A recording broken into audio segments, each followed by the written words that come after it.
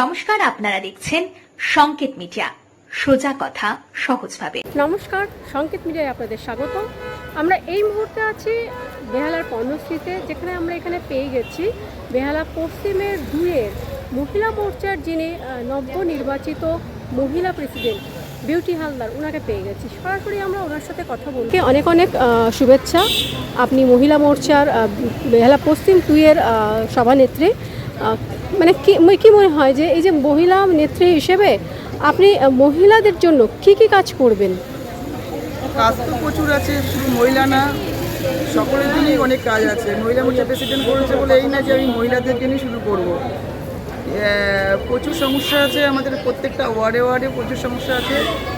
এখন মহিলাদের এখন যে যোজনাগুলো চলছে সেটা চেষ্টা করবো যেন তারা যাদের দরকার তারা যেন পায়, এবং কি হেলথের একটা ব্যাপার আছে আমাদের, যেটা বিদ্যাসাগর যেটা প্রবলেমটা হচ্ছে নিয়ে গেলে কোনো রকম কিছু হয় না, সেটার জন্য আমাদের যে বিধায়ক হয়েছে ইন্দ্রনীল দা, সেটা একটা ব্যবস্থা করা হচ্ছে। এবং পারিবারিক কিছু সমস্যা থাকে, তারপরে যদি কোনো মহিলা যাদের কাজবাজের অনেক প্রবলেম, যদি কিছু কাজবাজের ব্যবস্থা করা যায়, স্বনির্ভর শহর যোজনাগুলো আছে সেটা পাওয়ানোর চেষ্টা করবো, যাতে করে তারা কিছু করতে পারে, সেটা বিজনেস স্টার্ট করতে পারে। আরও বিভিন্ন রকম এরিয়ায় কাজ আছে, চেষ্টা করব যাতে করে সেই কাজটা যেন সম্পূর্ণ করতে পারি সকলকে নিয়ে। এবার মহিলা, আবার বলছি, শুধু মহিলাদের জন্য না, সকলের জন্যই আমরা পাশে দাঁড়াবো। আর আমি তো একা তো করতে পারবো না, আমার সাথে যারা যারা সবাই আছে সকলকে নিয়ে কাজটা করার চেষ্টা করবো, আর করছি, এখনও করে যাবো, আর আগামী সময়েও করবো। আগামী সময়ে আপনি যে বললেন, আগামী সময়ের জন্য কি কি কর্মসূচি রেখেছেন আপনি? দেখুন, আমাদের না আগে যেটা 100 দিনের কাজটা হতো, এখন বিভিন্ন জায়গায় ময়লা পড়ে থাকে, এবং কি একটা বিশেষ বিশেষ জায়গায় প্রচুর পরিমাণে ময়লা ফেলা হচ্ছে, বন্ধ হয়ে যাচ্ছে। পুকুর ধরুন শুকিয়ে গেছে, সেটাকে বোঝানোর চেষ্টা হচ্ছে, পাড়ার লোকজনে গিয়ে সেখানে ময়লা ফেলছে, গন্ধতে ভরে যাচ্ছে। এইগুলো একটু দেখতে হবে, কর্পোরেশনকেও সেটা মানে জানাবো বা জানাচ্ছি। আর বিভিন্ন জায়গায় যেটা আছে ইলিগাল কাজ হচ্ছে সেগুলোকে জানাচ্ছি, যাতে করে এগুলো বন্ধ হয়। যেমন পুকুর বুঝিয়ে এই যে প্রমোটিং যে রাজ, এই জায়গাটায় তো আমাদের এখানে পুরো ভরে গেছে। কারণ বলবো, পুকুর বুঝিয়ে শুধু ভর্তি হচ্ছে, প্রচুর লিস্ট আছে, সেটা লিস্ট আমরা তৈরি করেছি, আমি সেটা জমা পড়ে যাবে। পুকুর বুঝিয়ে বুঝিয়ে কাজ হচ্ছে, এবং কি দেখা যাচ্ছে এই পাশে ফ্ল্যাট রাস্তা, ওই পাশে জলটা পাচ্ছে না বলে কর্পোরেশন থেকে বিল্ডিং স্যাংশন নেই বলে মাটি খুঁড়ে এই পাশ থেকে ও পাশে পর্যন্ত পাইপ গেছে। এগুলোকে কর্পোরেশনকে দেখাবো, চেষ্টা করবো যেন বন্ধ করা হয়। আর পুকুর তো বুঝিয়ে ফেলাই হয়েছে, কিছু পুকুর নেই, আরও কিছু ঘেরাও করে রাখা হয়েছে, যেটা পরবর্তীকালে ভেবেছিল ওই কাজগুলো করবে, সেটা আমরা আর করতে দেবো না। আর যেটুকু যদি হাফ করে থাকে সেটাকে চেষ্টা করব যে যাতে করে ওটাকে খনন করে আবার সেই আগের মতন পুকুরের ব্যবস্থা করা হয়। পর্ণশ্রীতে আমাদের একটা সুইমিং পুলের একটা ব্যবস্থা করা হয়েছিল যখন সম্বন্ধা ছিল, সেটা যাই হোক বন্ধ রয়েছে দীর্ঘ বছর থেকে, সেটা করা হয়নি।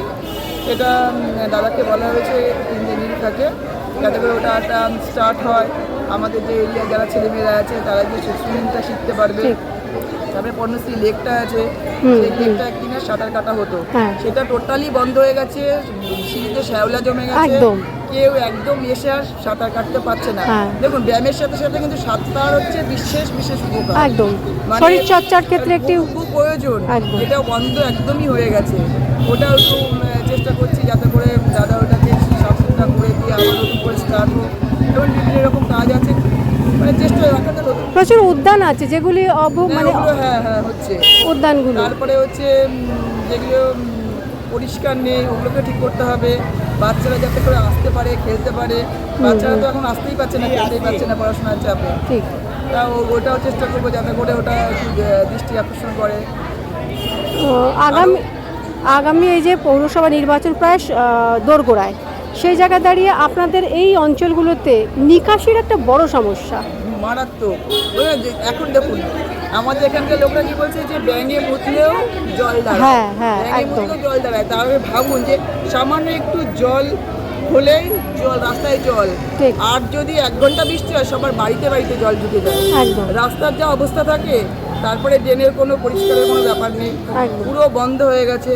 তারপরে মানুষ রাস্তায় বেরোতে ভয় পায়, কারণ কি সব জঞ্জাল মুত সব কিছু একদম বেরিয়ে আসে, মানে যাচ্ছে তাই অবস্থা। মানে বৃষ্টি হলে এত গরম যে মানুষ বৃষ্টি চাইছে, আবার ভাবছে যে ওই পরিস্থিতিতে আমরা কিভাবে রাস্তায় জল জমে যাবে। হ্যাঁ, মানে দুটো চাইছে, আবার বলছে যে না দরকার নেই ভাই বৃষ্টি, যা পরিস্থিতি হয় তাতে গরম ভালো।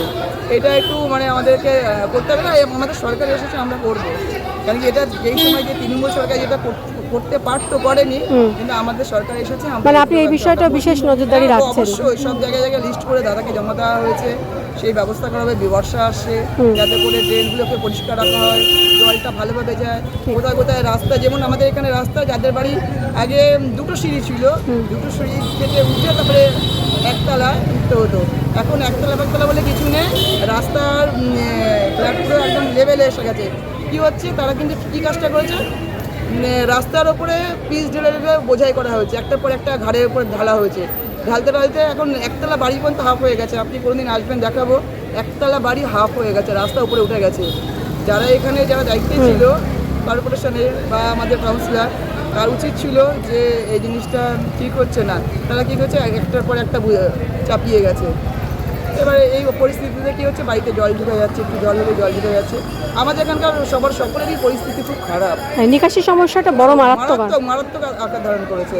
তারপরে তো বুঝতেই পারছেন জল বেরোনোর কোনো রাস্তা নেই, দুদিন জল থাকলে ডেঙ্গু, মশা, ম্যালেরিয়াতে ভর্তি হয়ে যাচ্ছে। তারপরে পাইপ লাইনে যে জলটা সেটাও নষ্ট হয়ে যাচ্ছে, গন্ধ জল কিনে খেতে হয় মানুষকে। পানীয় জলেরও সমস্যা তো হয়ে যাচ্ছে, তো জল ঢুকে যাচ্ছে। তো মানে এই বিষয়গুলিকে আপনি বিশেষ নজরদারিতে রাখছেন? অবশ্যই লিস্ট করে দাদাকে জমা দেওয়া হয়ে গেছে। মানে দাদা বলতে আপনাদের এমএলএ যিনি ইন্দ্রনীল খান, এই ব্যাপারে এই পরিস্থিতি হচ্ছে, বলছি ঠিক আছে আমরা দেখে নিচ্ছি। দাদা কাজ শুরুও করে দিয়েছে এমএলএ। হ্যাঁ, পরিষ্কার নেই, ঝাড়ও করছে না, কিচ্ছু না। অসংখ্য ধন্যবাদ দিদি আপনাকে।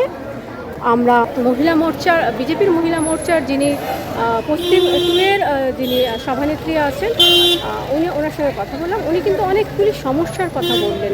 131 নম্বর ওয়ার্ড এবং বেহালার উনি যেখানকার দায়িত্বে আছেন সেই সব জায়গাগুলি নিয়ে উনি বেশ কিছু সমস্যার কথা বলেন। এবং উনি ওনাদের যিনি বিধায়ক আছেন ইন্দ্রনীল খান, ক্রীড়ামন্ত্রীও বটে উনি, ওনাকেও বলেছেন। উনি বলেছেন যে বিষয়গুলি ওনারা যত তাড়াতাড়ি সম্ভব এই যে সমস্যাগুলি সমাধান করার লক্ষ্যে ওনারা এগিয়েছেন। আমরা অবশ্যই আবারও বিউটি হালদারের সঙ্গে কথা বলবো।